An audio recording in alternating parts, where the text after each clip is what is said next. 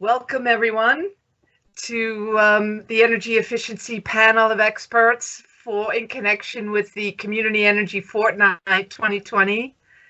I'm so happy that you're all here. So I wanted to first introduce, if I could just have you introduce yourselves, because I didn't prepare any kind of biog or anything. So maybe you could introduce yourself and give a short description of why you're on this panel.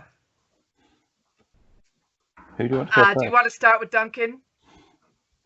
Okay, well, thank you very much for inviting me to be part of this panel. It's really exciting that these panels are happening, and of course, Brighton's so well set up for all of this. So it's it's time to carry on this conversation. Yeah, my name's Duncan Baker-Brown. I'm co-founder of BBM Sustainable Design. So I'm an architect that's focused on sustainable development, closed-loop systems, the circular economy of late since 1990. And I was involved with projects like the Greenwich Millennium Village, and then more recently in Brighton, something called the Brighton Waste House, which was a project that basically proves the sort of material that goes to waste from construction sites in the UK is actually useful. So 90% of the waste house, which performs at sort of passive house levels, was material other people threw away. I teach at University of Brighton as well as being in practice, and I run live research projects looking at closed loop systems. And I'm currently working with Brighton Hove City Council,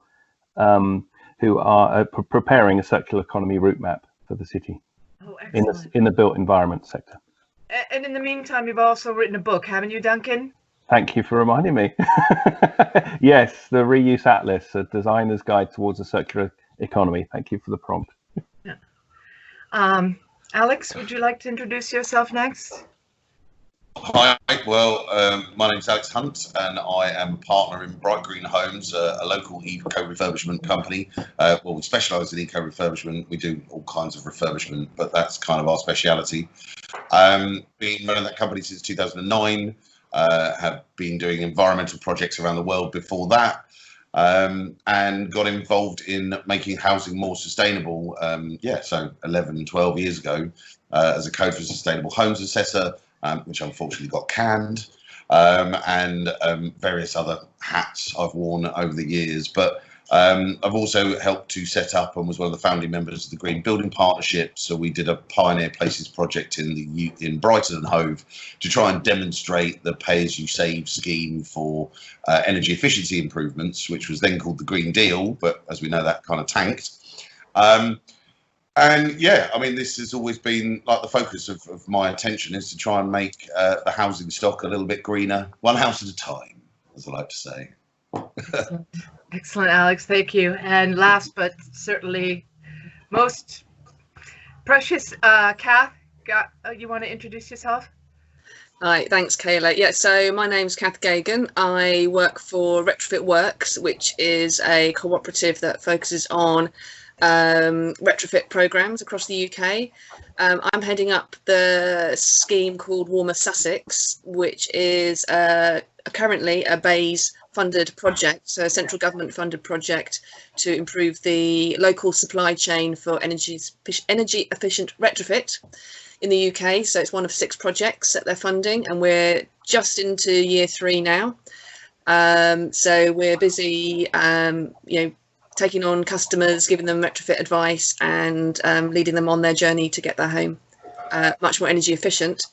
Before that, I worked for Arran District Council as a fuel poverty coordinator for 5 years. That was supporting people who were lower income and in more vulnerable situations with how to stay warm in their homes, particularly over the winter period. And then way before that, as a local Brighton girl, worked for American Express for about 15 years, as I think everybody does at some point, pass through those doors. So many years of experience as a project manager there, but volunteering through various eco open house events and with the Brighton Permaculture Trust kind of led me back to this world, which I started with an environmental science degree back in 1993 at Plymouth Poly, and with a master's at CAT in Wales along the way somewhere. So that's my brief biog.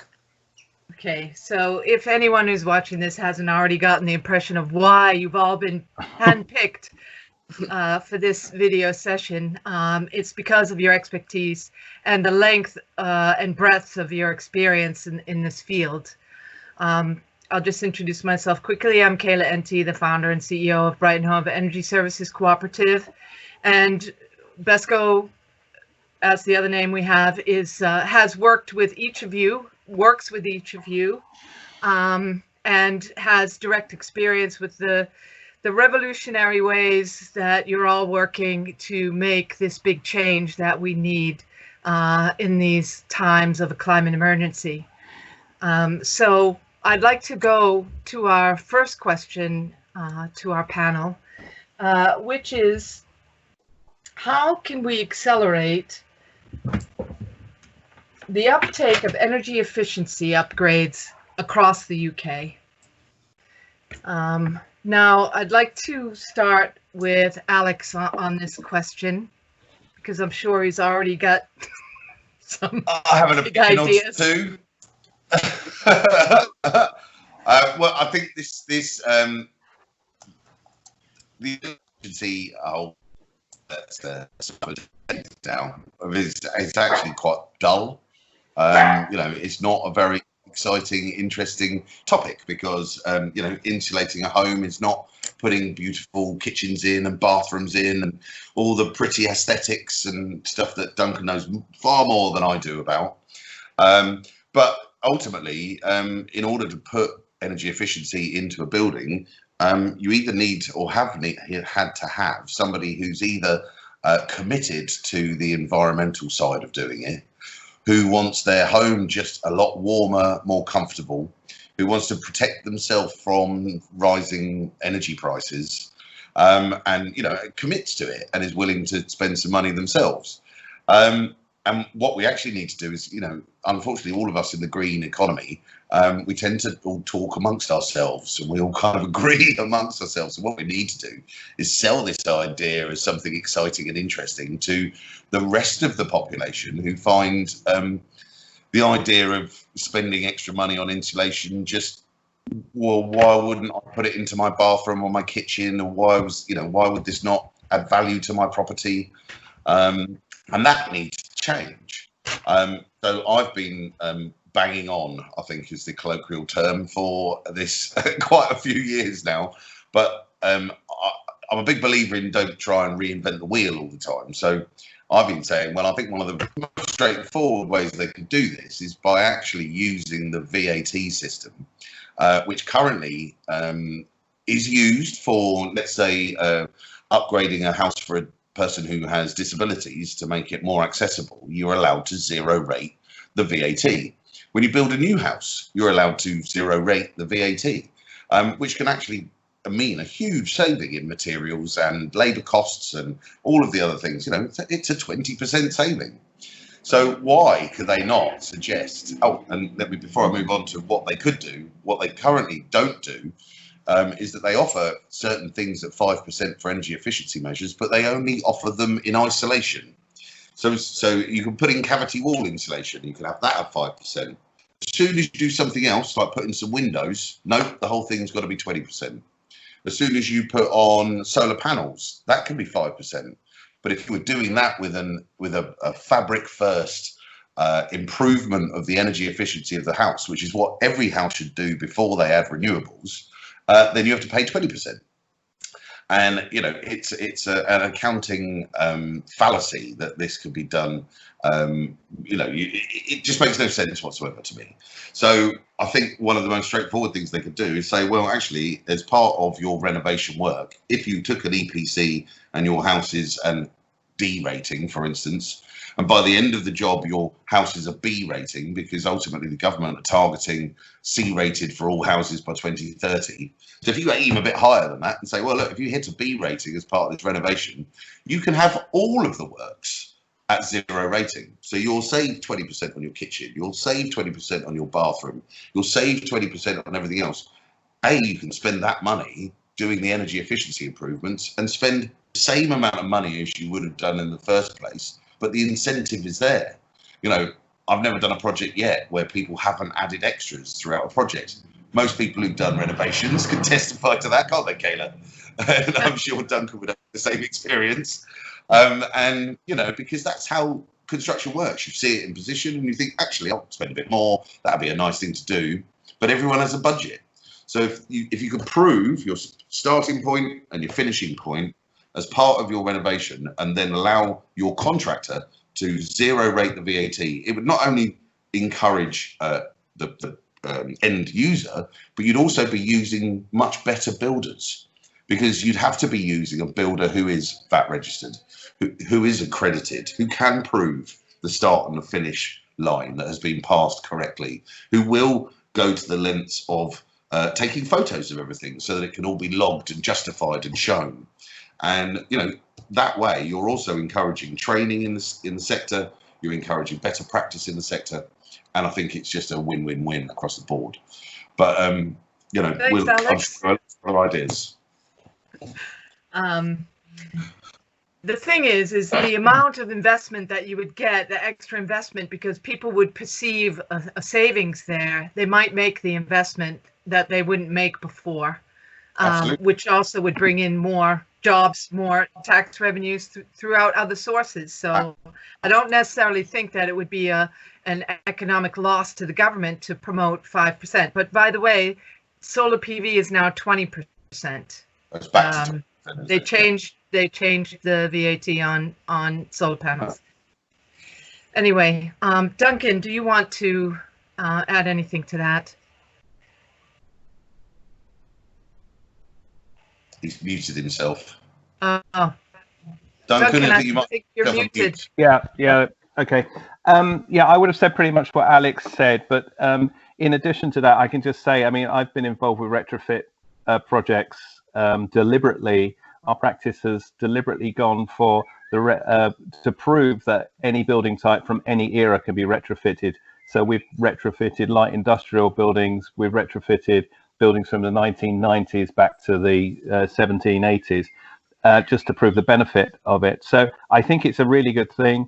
I've also been involved with the Architects Journal, the AJ's retrofit awards for the last 7 years, because I saw it as where there needed to be expertise and something promoted as good practice. Because the problem is, in my industry, in architecture, there's still a bit of a problem where architects are a bit sort of snooty about working on other people's buildings. It's not so much now. What's really been amazing in the last year, since we've had everybody declaring a climate and ecological emergency, is that, for example, in the UK, we've got 59 million, almost 60 million people live in local authority regions that have declared.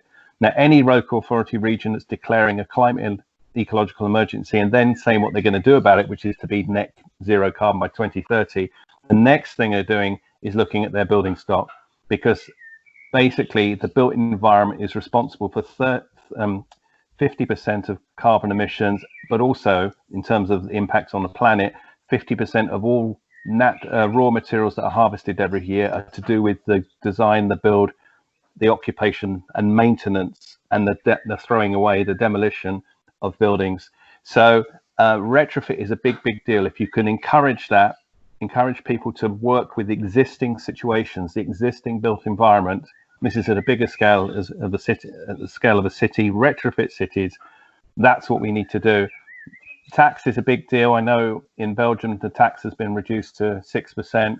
I'm working on projects with partners in Brussels and Paris at the moment, where buildings that would normally be demolished, i.e. unloved buildings from the 1990s, are being carefully deconstructed. So the World Trade Center in Brussels at the moment is not being demolished.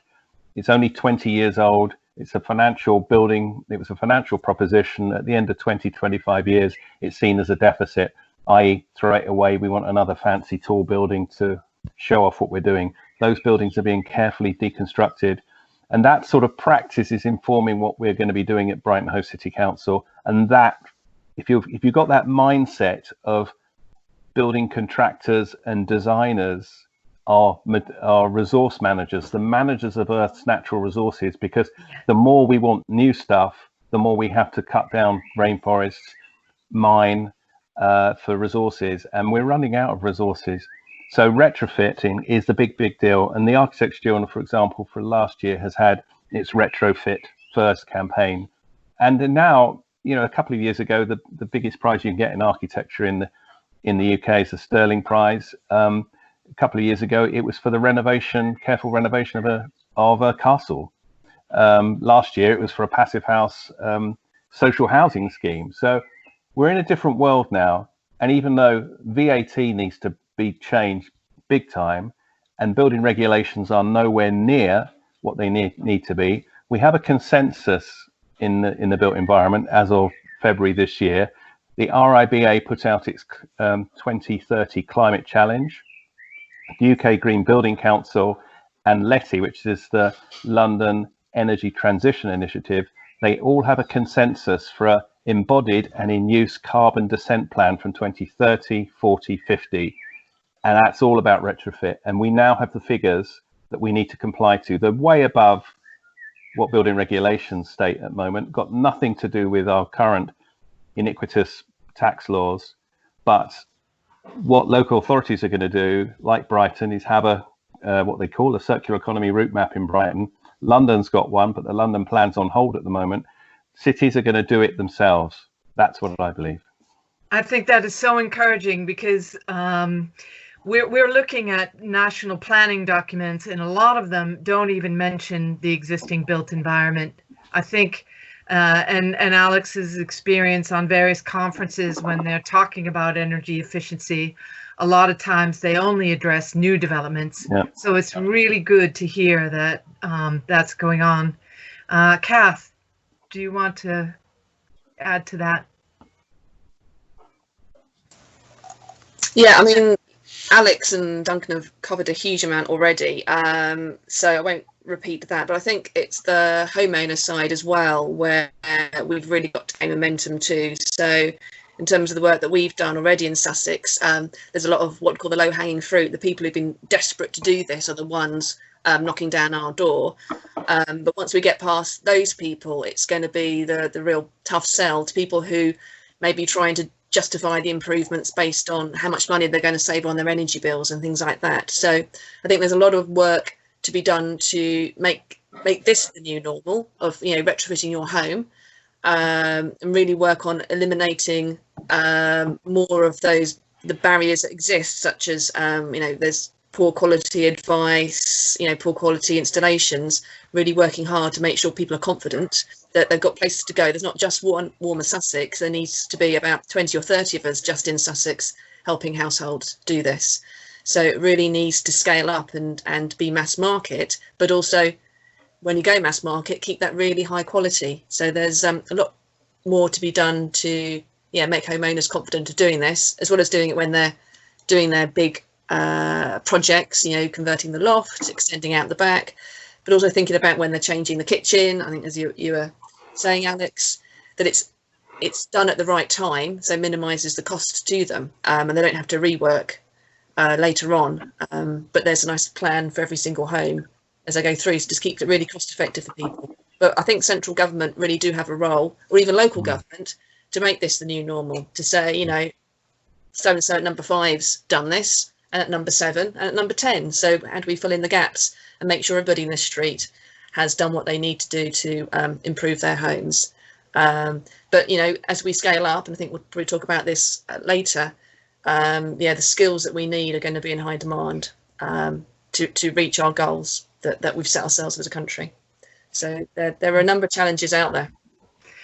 Yeah, and what I think one of the brilliant things about Retrofit Works is that you're taking on properties like listed properties. You know, if you have a grade 2 listed property, a lot of people feel absolutely helpless to do something to improve the efficiency of that home because, you know, for obvious reasons, but to find solutions for those properties as well is going to be really important. Yeah. Okay, Duncan, yeah. I just wanted to add to that because I was involved with Retrofit the Future, which is an Innovate UK initiative, and we retrofitted a freestanding 6-apartment Victorian villa in Brighton called the Nook, and that was listed. But one thing that we found very helpful was a paper produced by SPAB, which is a Society for the Preservation of Ancient Buildings. And basically, to cut to the chase, it said in the 20th century, the sort of assets of these buildings were stripped out: external awnings, blinds, shutters, and curtains and stuff. So basically, if you put your Georgian and Victorian buildings back into the condition they were when they were first built, they perform a lot better from an energy point of view. And that's one thing that brings to mind this idea. There's no one solution fits all. You really need to understand the building stock you've got, from when it comes from. You know, it's vintage, and there can't just be one solution, like, for example, external wall insulation everywhere. And that's what really important, I think. Absolutely important. Yeah, and that's one of the barriers to the uptake of energy efficiency, is that these properties require bespoke solutions. Yeah. Absolutely. Yeah. I mean, one of the things that I'm also involved in is the retrofit coordinator training course, and you know, it is an awful lot of information for people to take on. You know, I've been doing this a decade, and I learn something new virtually every day doing properties. And you know, houses are hard. It's complicated, and sometimes you don't know what you're going to find until you start tearing the layers off a building. And sometimes it costs money just to get it back into a physical state before you even do the upgrade work. So you really do need to have clever minds, people who are experienced at doing it, to find these sort of solutions. Yeah, we still need to make it achievable without a grand designs budget, because people don't have big budgets. So it's managing it into, you know, if somebody has got the budget, then that's great. But most people will have a small budget, and you do what you can. And we've got to try and help them understand what's the best thing they can do for the budget that they've got. Absolutely. Well, I've always felt, is, you know, without trying to be too militant about things, you know, the idea is to future-proof your house. So, you know, do something now that isn't necessarily going to preclude you or anyone else in the future from doing the next step. So if you have, and I think, as Kathy said, you know, you get a plan for a property, and then you can take that plan and follow that plan. I mean, it's remarkable, isn't it? Really, you think of all the instruction manual that you get with a dishwasher or a washing machine, or you know, or your television. You get these huge, great instruction manuals, but you get given your house, and all you get given is your house survey, which usually lists lots of things that are wrong with it, but no way of actually improving that house or doing anything to that house to make it a better place to live. So I think that all needs to change as well, and you know, like a passport for a property almost. Yeah, and just intrinsically understanding that when you improve the building fabric, you are improving the value of that home. There's no question about it that when you're warm and comfortable in winter, that has a lot of value to it. And absolutely. I don't really understand why it's not necessarily recognized, acknowledged by estate agents, but it's really something that hopefully will be more embraced for the future, because it, you know, people do look to their home as being their primary investment. So if you're only earning 0.1% interest in the bank, then the smartest thing to do is to invest in your own property and improve that property, because you're going to get a significant return for that investment. You know, just looking at it at a purely financial view. Yeah. Well, and also, I mean, I think Duncan would probably agree with this, that, you know, having done retrofits to people's properties, it isn't ever what the house is going to save them in terms of it's going to be better for my bank balance at the end of the year. I'm going to save, you know, 300, 400 quid on my energy bill. Do you know what? The thing that they all love is I can sit close to a window and not feel cold. When I go downstairs in my, you know, barefoot in the middle of the night to get a glass.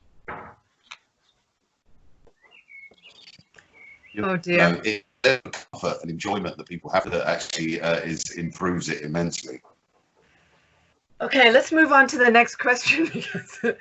The next question is, obviously it's related to the current situation we're in, and the coronavirus has obviously impacted the ability to complete energy efficiency work in the short term. However, with so many people facing job losses, do you think it presents an opportunity to expand the sector in the long term? And what needs to happen to bring this about? So I'd like to start with you, Kath. Is that okay? Yeah, sure.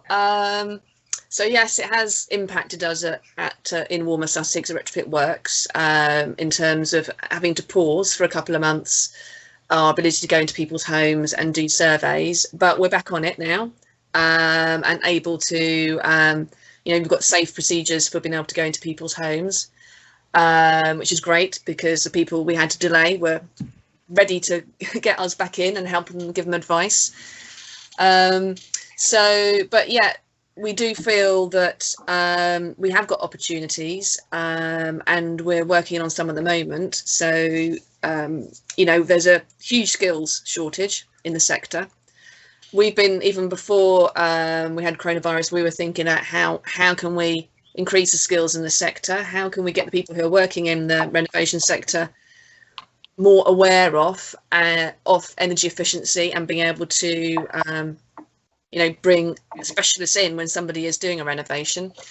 But we feel if there are people now who unfortunately are in the position where, they're perhaps furloughed now and there isn't going to be a future role for them, or, if they're working in, say, the aviation sector in Sussex, that there's a real opportunity for some of those people to be retrained and reskills, because we think, when we look at the 2030 targets and how many homes we're talking about that need to get to, whether it's an EPC, BA, whatever the target is, that's around about half of the properties in Sussex need some form of upgrade. Some of those will be a simple put in some loft insulation or maybe change the windows, but a lot of them, it's quite a bit of work that's needed, and we by no means have enough people in the sector with the right skills to do that. So there is a real opportunity there to support people who are now facing an uncertain future with a pathway and a career, which is it will go beyond 2030. I'm pretty confident that it won't just be a 10-year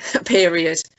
If we throw all the money at it, it's going to take probably 2040, 2050 to get all the homes in the UK upgraded to the right standard to achieve net zero. So I definitely see there's some opportunities there for people who've been impacted from an employment perspective.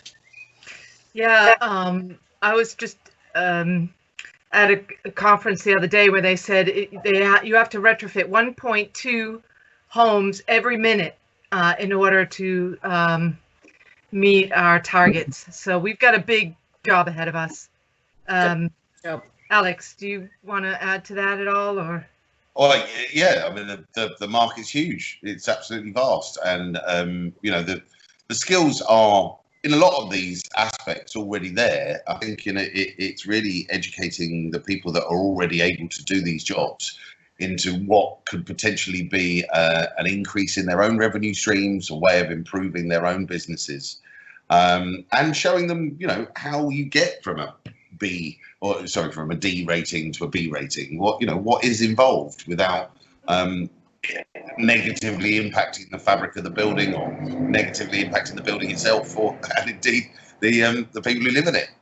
So the market's vast. I think in the UK the building industry is a little undervalued quite often, and I think we really need to turn our hand to this quite swiftly. Duncan, do you have anything that you want to add?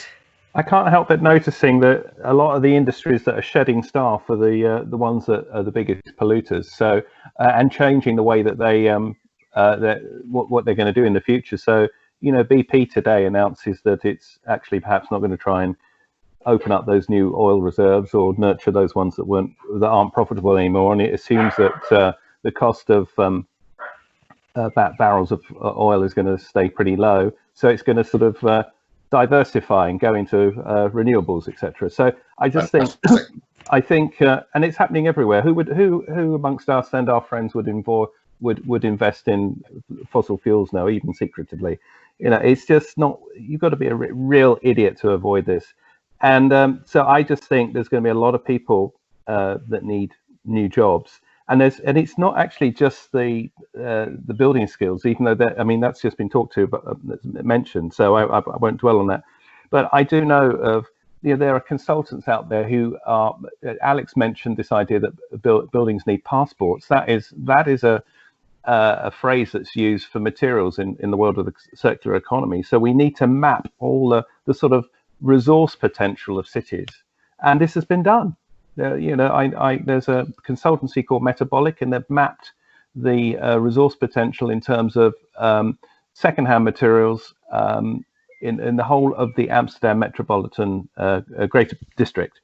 And we need to do the same for all our cities, so we understand what we've got, and we need to be strategic about our retrofitting. So literally along a street, you'll know, you would have mapped the street, understood which houses were the real gas guzzlers for what reason, or which type of buildings were really consuming a lot of energy, and be site specific and target them. Because not, along a street of houses that all look the same, actually there are some, for whatever reason, that will be consuming a lot more energy than others. And so what I'm saying is, as well as the skills, the hard-nosed skills on site, we need the data as well, and we need the information. So we can be strategic about this, because, I was at a conference in Brighton a decade ago, 2008, where we were talking about the need to retrofit 1.1 million homes a year for the next 50 years. And another sort of 12 years. I think you were there, Alex. So we know what we've got to do. We've done it in Brighton. I was part of a research study that looked at the real challenges for contractors to retrofit a whole street, and going into the having to deal with highways because you're encroaching on the pavement if you put in external wall insulation. Right. So we've done this before, but I just think now there's a sea change. There really is a sea change, and I feel very optimistic. And what's going to happen is that there's just not going to be enough people to be able to satisfy the need for local authorities and central government to deliver on their carbon reduction targets. So there's going to be huge training programs. Absolutely. There was just a press release that came out today from the Local Government Association that says that a million new green jobs could be created across the country. And 2,000 of these could be in Brighton and Hove. Yeah. If we meet these existing targets. So, yeah, it really gives me a lot of hope that you are so optimistic, Duncan. It's really wonderful to hear. So, the Committee for Climate Change has suggested upgrading all properties in the UK to an EPC of at least C by 2030. Band C, I'm referring to. What barriers are there to achieving this goal? Would you like to start on this question, Duncan? In addition to what we've spoken about, I don't know if I can't think of anything else, because I think the barriers that come to mind are VAT on retrofit work. That's the big deal. A lack of knowledge, a lack of training. But I think actually the real lack of knowledge, which may just tumble away next week, is the lack of knowledge at number 10 Downing Street, right at the top. It's not, is Boris Johnson that interested in responding to the climate and ecological emergencies? If we get central government to support this and see the potential for employment in green industries, we will meet that target quite easily. But we will, for the next decade, we will be running around wondering where those people are that know what to do. So we'll be making mistakes as well. So I think we've covered most of the challenges to this actually already. Okay. Does anybody else have anything that they want to mention? Well, I was going to say actually that I'd agree entirely with all that Duncan's just said. I'm hoping that they've understood that energy efficiency is actually important. What I'd say as well, I think weirdly, because we've had such a beautifully sunny summer this year, I think in some ways, well, people are almost thinking as well, climate change, maybe there is something to it, which is very sad in a lot of ways, because we've already a bit too late by the time it gets very hot in the UK. But on the flip side, you also got the situation where Howard Johns has been keeping an eye, the head of the Solar Trade Association, who's been keeping an eye on what the generation of renewables in the UK is doing. And all through this peak kind of heat wave that we've had, solar and wind have been producing over 50% of all of the energy demand of the UK, which is phenomenal, absolutely amazing. You know, I mean, 25 years ago, they said it couldn't be done. So, you know, and I think I agree with Duncan that, there is a great amount of opportunity in terms of the barriers to achieving a C rating of all of the properties. Well, we've got a lot of old houses and there's a lot of renters. You know, that's the other side of it. You know, we need to benefit and reward around a little bit, because if you're an investor, if you're an owner of a property and you improve the energy efficiency of that property, then the tenant of that property is the one that benefits in their energy bill, not the landlord. So, you know, maybe there's a model of how we can help landlords invest. Maybe there's a model. Maybe there's just a way of encouraging estate agents to understand what energy efficiency improvements actually do to add value to your house. I think there's a lot of barriers, and I'm sure the other guys on the panel would agree. But I think they're all, breakable. They're all smashable. And I look forward to the next 10 years of smashing them down. Demolition is always the most fun. You're not wrong. You're not wrong. Deconstruction. Back again, complicated. Kath, do you have anything you'd like to add? No, I think Duncan and Alex have covered it in our previous conversation. There are plenty of barriers out there, but there's a lot of expertise out there that can advise local government and central government. Yeah. I mean, I think we definitely need the drive from central government, but yes, we're uncertain if we're going to get that, aren't we? So I think the move by local governments to declare climate emergencies have pushed central government. It's up the agenda. So I really think it's continued to push local governments to drive the change and take risks and, help local people invest in their properties and help the people with lower incomes to live in better homes. It is win-win-win. If you improve a home, particularly a home of a vulnerable person, not only are you helping that person, but you're improving the housing stock in that area, Brighton or Hastings or Bognor Regis, which may be suffering from neglect. So, there are win-win-wins out there. We just need to make them really obvious to the decision makers. Yeah, there's nothing like a little love to a property to just boost everything. The thing is, finance is a barrier. We do have to shift all of our financial investments from dirty fuels to creating this industry that we need to pay for the training to create this industry that we so desperately need. So yeah, there needs to be some. The bankers got away with a lot in 2008. I don't think that they should be allowed to get away with continuing to invest in fossil fuels when it's quite clear that it's responsible for virtually the destruction of our planet. And so we need to target finance institutions and make sure that these industries are getting the investment that they need. What's very interesting is the risk element, Kath, because you used to be an employee of one council, I won't name, but how adverse local authorities are to risk. And, I don't think, I think that they need to be reasonable. I think that risk can be managed and measured. Go ahead, Duncan. Yeah, just to add to the risk thing, I was part of a conference at the Science Museum last September, and I knew this was going to be quite a powerful presentation, not by me, but by a couple of Lloyd's underwriters. And they said, if you want to know who's feeling the heat and flood of climate change, it's the insurance industry. So they know what's going on. So if you can't get anything, if you can't get your thing insured, it's not happening. Whether it's a works to a house or building a house or a city, whatever it is. So that is the tidal wave of change that's going to come as well. The insurance industry, we're just not going to get stuff insured that we're used to getting insured, and that will really affect the way we behave. Yeah. Very interesting.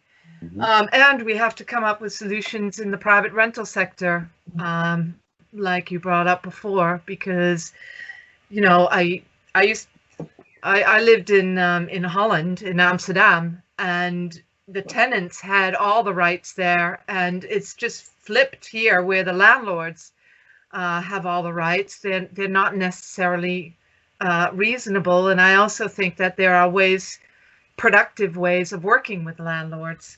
Yeah, I think it can be quite unfair to tar all landlords with a brush of being unreasonable, because there are a lot of very, very committed, great people who own properties and rent them out and want them to be top quality and want people to live in a great place that they pay top rent for and they don't want to move out of, and you never have voids, and you know, and all that sort of thing. So I think there's work to be done across the whole sector.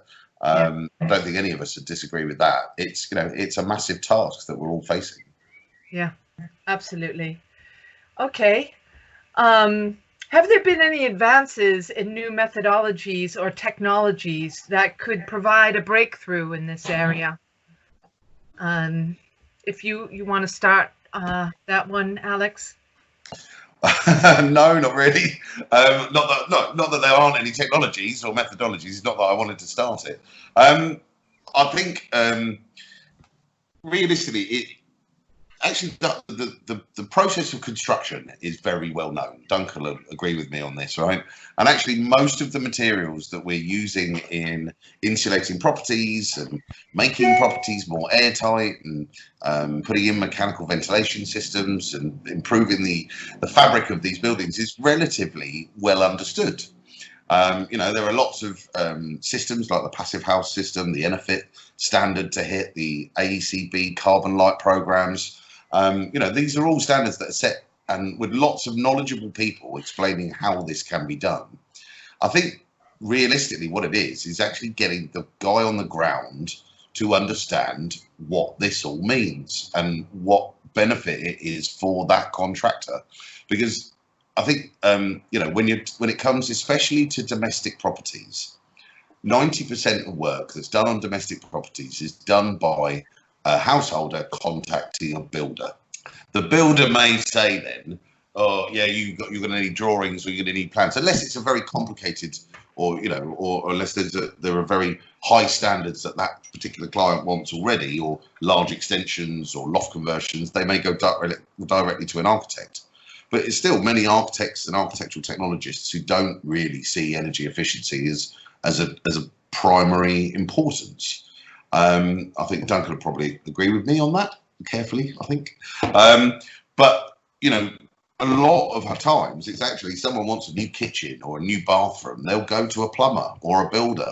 And that's actually the pinch point, the perfect pinch point of that contractor then saying, do you know what? We could insulate these walls while we're at it. You won't actually lose that much space. If we used this particular material, let's, for instance, space therm, that's very, very insulating for a very thin amount, but it's expensive, but you have to then explain to the customer of why they should do it, what the benefit is from doing it, make sure that there aren't going to be unforeseen circumstances like not sorting out moisture on that wall already.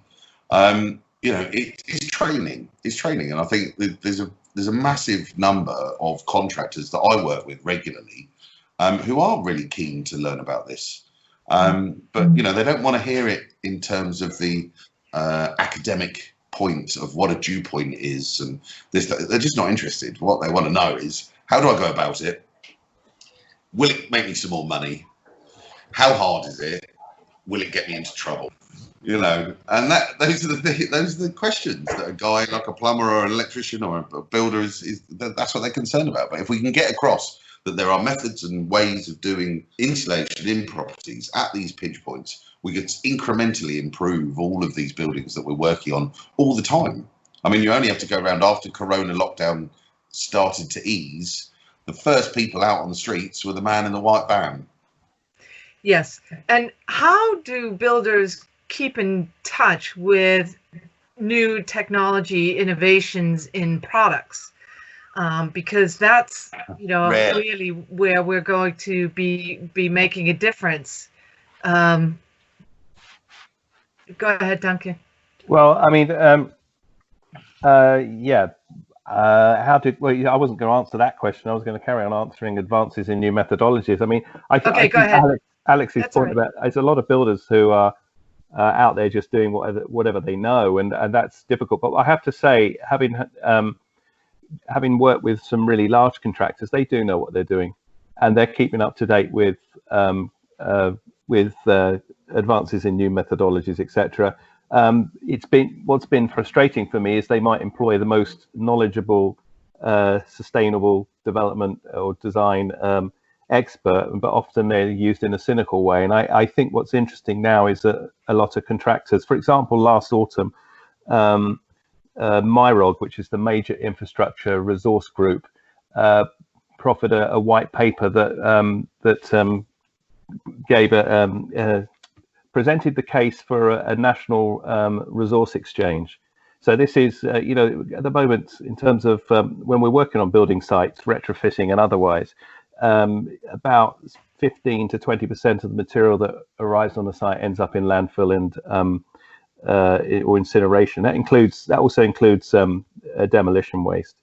So at the moment we're paying for stuff we're throwing away, but in future, this sort of material, if we're a bit more careful about slowing down demolition projects and turning them into deconstruction projects, even if it's the deconstruction of the internal fabric, for example, we can swap this stuff. And there's a lot of work going into the sort of platforms we need.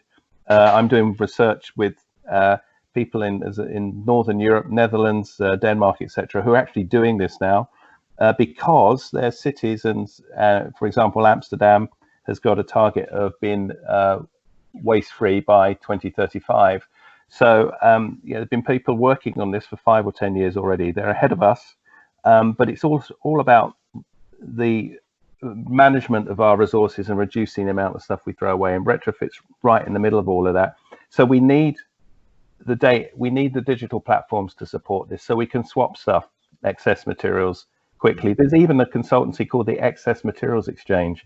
There's a Metabolic as well, and there's the Medasta Foundation who are looking into the idea of material passports. And this is just this sort of data will enable us to be really savvy, really smart about the way we retrofit buildings. My partner Ian, he retrofitted his 1969 terraced house, which was, basically had the thermal capacity of a caravan. It was just this timber frame terrace building, and it's a nicely designed house, but basically a shoebox. And he because he knew what he was doing, he was very specific about where he put insulation, and he's got a sort of a net zero house now because he had PV panels put on the roof. He spent money on the panels instead of huge amounts of insulation. He just was very specific about where he installed insulation, etc., what he did with new windows, etc. So the problem is that sort of approach, which is light touch, needs a lot of information and knowledge, and that is still where there's a deficit. So in terms of advances in new methodologies, for me it's about new ways of training and making it a desirable thing to learn about. And I think we're going to be doing that in our schools. Last year, just a response to Alex around architects not being that interested, I've got an article going out in the Age. I'm going to concur with you. I've got an article going out in the Architects Journal on Thursday, and it's basically architects declared. There was this thing called Architects Declare, or there is this thing. 950 practices have all signed up to Architects Declare, and it's basically declare a climate and ecological emergency. There's 16 points, where we say we're going to do X, Y, and Z. Most of the original signatories, or a good proportion of the 17 original signatories, have since accepted airport commissions. So my point is, how can you sign up to Architects Declare, and then the next thing you do is say yes to an extension for Heathrow or whatever? We've really got to get real about this. And it's the climate emergency is not going away. Okay, we've got better renewable energy figures because of the amount of sun we've had since March, But you know, it is quite scary how hot the planet is at the moment everywhere, and it's time. You know, it is really time to get real and sort it out. Yeah, Kath, what do you think about innovation in materials and advances in terms of the work you're doing, which is quite, you know, your business is quite innovative right now, the approach that you're taking in working with householders. I was going to say, with the methodology that we follow at Retrofit Works is to treat each home as an individual property. So from the, you know, the surveying the property, you know, understanding how it's built currently and coming up with that baseline, and then modelling the options for the homeowner and giving them options about, you know, whatever motivates them. Is it, you know, do you want to improve the EPC if you're a landlord? Do you want to reduce your fuel bills if that's a key concern for you? Or do you want to get to zero carbon and want to understand how you get to zero carbon? And then you come up with a plan for that house based on what the owner is. Have they just moved in? Are they planning an extension? You know, and in 10 years, I know, you know, they're going to grow the family, or the grandparents are going to move in. You know, there's a whole series of plans that people have for the household, or they're going to live there for 5 years and then move on. And we come up with a plan with them, with, you know, the estimates for the work to help them make those decisions. Because there's a lot of things you can do, a lot of things you might want to, as Duncan's saying about his partner. You know, you might want to make it zero carbon, you might want to make it really cozy, you might want to do both. There's different paths that you can take to achieve that within a home. So our approach is trying to be as innovative with that as possible. We hope we will soon be launching a tool where people can get a taste of that online, and be able to look at their home, if you live in Sussex, and start looking at the options that you could do and start having an idea about the cost for improving those. So yeah, I mean, one of the things I did want to mention was when we went on a trip to the Netherlands last October, where in one of the towns, which I'll pronounce incorrectly, Groningen. Groningen. That's the one. I can't do that.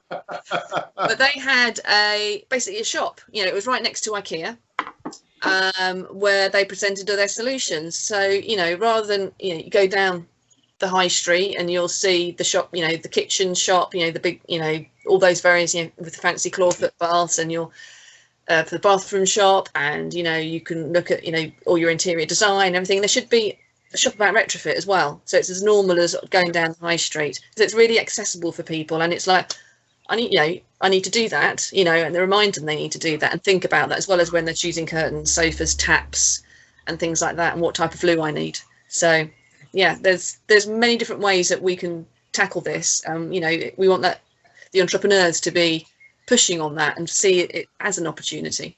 Mm-hmm. Well, if anyone hasn't already been to along to see Duncan's Waste House, then they really should go along to see that, because it, you know, just the way that it's set up with the perspex screens, so you can see what's in the walls and lots of advice. It's a great exhibit and should be visited by everyone who watches this video. Absolutely. Sorry. Thank you, Alex. I just wanted to say two things. With retrofit, when we do retrofit, we always use something called IES modeling, and it's not that expensive, and it gives you basically the sort of site-specific GIS located data on the way your building performs at the moment from the sort of thermal and energy point of view, and then you can see the cost benefit analysis of adding wall insulation, loft insulation, double glazing, whatever it is. And I think that tells the story, makes it interesting. So if you haven't got the money to do all of it, you know that you can spend a bit of it. And we've done that on really big projects like Community Base in Queen's Road, which we worked on with BHESCo. You know, the first phase was to get an energy saving of reduced by 30%. We did the external walls. We want to do the roof with the solar PV with BHESCo soon, etc., etc. And you break it down into digestible chunks. Innovation in terms of materials. One project of ours that was gone on hold because of lockdown was a new permanent building for the Glyndebourne Opera House. And what has that got to do with what we're talking about? The building was going to be, the insulation for the building was going to be grown on site. So we were working with a company called Biome, who are growing mycelium, which is mushroom roots insulation that was going to have British Board of Agreement fire and moisture certification, so it can be used as rigid insulation, organic, grown as mushrooms, and performs the same as Celotex and Kingspan. So this is, I've got a sample of it in my office. You'd think it was Celotex. that it's actually a biodegradable material. I want to come and see that, Duncan. You come and see it. Amazing. Yeah, you know, Glyndebourne, they really pull out all the stops to lower their carbon footprint as much as possible. They've approached us to put in solar carports there. And as we know, they have the famous wind turbine. It's a wonderful group. Right. Yeah. Well, Thanks, Duncan. That's what we need, isn't it? Sort of inspirational characters to come forward and start this process that makes it a little bit more accessible for everyone else, for the average Joe, you know. So. Yeah, exactly. Well, we're going to wrap it up now. I want to thank everyone, Alex, Duncan, and Kath today, because this was absolutely stimulating and gives me a lot of hope and inspiration for the future. So thank you all for being on the panel, and thanks for inviting me. Yeah, Thanks for inviting us. Yeah, we'll be in touch. Yeah, thank you. Thank you. Okay, take care. Thanks. Bye-bye.